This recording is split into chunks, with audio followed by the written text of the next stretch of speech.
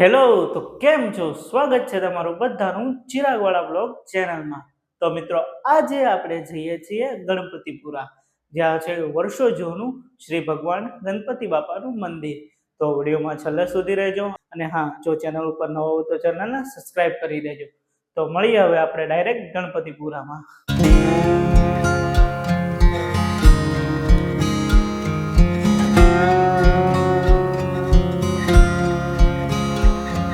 તો ફાઇનલી મિત્રો, આપણે અત્યારે ગણપતિપુરા જવા માટે નીકળી ગયા છીએ. તો અત્યારે આપણે છીએ અમદાવાદ બગોદરા હાઈવે ઉપર, અને અમદાવાદ થી ગણપતિપુરા એ 61 કિલોમીટર જેવું થાય છે. બગોદરા થી એ 14 થી 18 કિલોમીટર જેવું થાય છે, જ્યારે અણેજ થી માત્ર 6 કિલોમીટર જેવું થાય છે.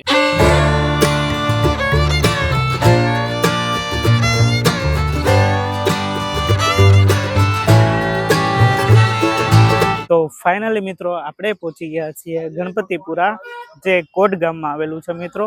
અને અહીંયા ગણપતિ બાપાનું મંદિર છે મિત્રો. અને અહીંયા કહેવાય છે કે દાદા સ્વયંભૂ પ્રગટ થયા છે. અને આજે આપણી જોડે છે અશ્વિનભાઈ. અશ્વિનભાઈ, કેમ છો? બસ મજા મજા. ઘણા સમય પછી તમે બતાણા. હમણાં આપણે મળવાનું થોડા ઓછું થઈ ગયું છે ને એટલે. તો બસ જો આપણે દાદાના મંદિરે પહોંચી ગયા છીએ. અને અહીંયા અન્નક્ષેત્ર પણ છે મિત્રો, કે અહીંયા રહેવાની સુવિધા કેવી છે, કેવું અહીંનું જમવાનું ને બધું છે. તો ચાલો આપણે જઈએ હવે મંદિર તરફ.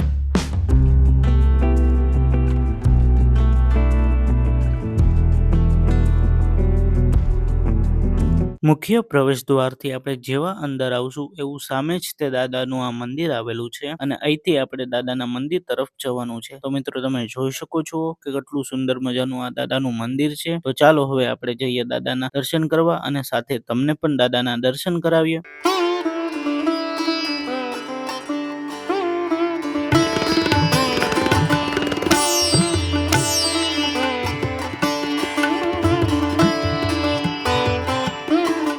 મારું નામ છે ગોસાઈ વિપુલપુરી રમેશપુરી. આ ગામનું નામ છે ગણેશપુરા કોટ. બરાબર. અહીંયા સ્વયંભૂ ગણપતિ દાદાની મૂર્તિ છે, એટલે નામ છે ગણપતિ સિદ્ધિ વિનાયક કહેવામાં આવે છે.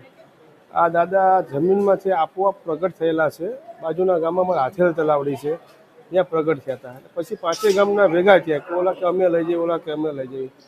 પછી પાંચે ગામના ભેગા થયા એટલે એક મુખી એમ બોલ્યા કે કંઈક કામ કરો કે પાંચે ગામના ગાડા બોલાવો, દાદાને જ્યાં જવું હશે તેની જાતે જશે. પછી પાંચે ગામના ગાડા બોલાયા. પછી કોટના ગાડામાં દાદા બેસી ગયા, વગર બળદે ગાડું ચાલવા લાગ્યું. પછી ચાલતા ચાલતા પછી અહીંયા કોટ 3 કિલોમીટર દૂર રહ્યું, એટલે દાદાની સ્થાપના પછી અહીંયા થઈ જાય. પછી દાદાની સ્થાપના કર્યા, પછી મૂર્તિ બનાવી. બરાબર. બે સાઈડ દાદાને તમે કોઈ પણ જાતની મનોકામના માગો તો દાદા પૂર્ણ કરે છે. અહીંયા દાદાને ફ્રી ઓફ તરફથી આપણે ભોજનાલય છે દાદા તરફથી. બરાબર. સવારે 11 થી 2 વાગ્યા, બપોરના 2 વાગ્યા સુધી છે. રાતનું છે નહીં. અત્યારે કશું અમારે ધર્મશાળાનું એનું કામ ચાલુ છે, એના હિસાબે રાતનો ભોજન સંભાળ બંધ રાખ્યો છે. તો મિત્રો, આપણે જેવા મેન હાઈવેથી આપણે અંદર આવશું ગામ તરફ, તો પહેલાં જ તે આપણને આ અન્નક્ષેત્ર જોવા મળશે મિત્રો. તો અહીંયા અન્નક્ષેત્ર છે. તો ચાલો આપણે અન્નક્ષેત્ર જઈએ અને દાદાની પ્રસાદી લઈએ, ને તમને પણ બતાવીએ દાદાની પ્રસાદી કેવું છે. તો વર્ચ્યુઅલી જોડાઈ જજો. તો આપણે જવાનું છે અંદર અને દાદાની પ્રસાદી લઈએ. તમે જોઈ શકો છો કે અહીંયા બહુ વિશાળ પાર્કિંગ પણ છે મિત્રો. તો ચાલો જઈએ. તો મિત્રો, તમે જોઈ શકો છો કે અહીંયા ડાઇનિંગ ટેબલની પણ વ્યવસ્થા છે, જ્યાં શ્રદ્ધાળુઓ શાંતિથી બેસીને દાદાની પ્રસાદી લઈ શકે છે.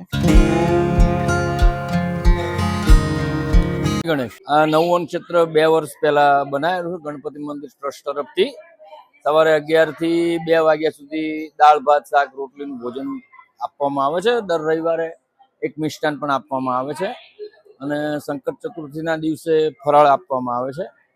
સવારનો એક જ ટાઈમ હોય છે ભોજન, અન્નક્ષેત્રનો સમય. સાંજના અન્નક્ષેત્ર ધર્મશાળાની સગવડ ન હોવાથી સાંજનું ભોજન નથી હોતું, પણ બપોરે સવારે 11 થી 2 વાગ્યા સુધી અવિરતપણે હર કોઈ દિવસે 365 દિવસ ગણપતિ મંદિર ટ્રસ્ટ તરફથી આ અન્નક્ષેત્ર ચલાવવામાં આવે છે. જે કોઈ દાનવીર ભેટ કરે આપી જાય, એના દ્વારા જ આ બધી સંસ્થા ચાલતી હોય છે. બધાને નમ્ર વિનંતી કે અહીંયા દાન પુણ્ય પણ કરતા જાઓ, અને અન્નક્ષેત્રનો લાભ પણ લેતા જાઓ, અને ગણપતિ દાદાના દર્શન કરીને તમારા જીવનના વિઘ્નો બધા દૂર કરો. જય ગણેશ. તો અશ્વિનભાઈ, તમને કેવી લાગી પ્રસાદી? પ્રસાદી જોરદાર હતી. ગણેશ ભગવાનનો પ્રસાદ હતો. પ્રસાદમાં સુખડી હતી, દાળ ભાત હતા, એક શાક અને રોટલીનો હતો.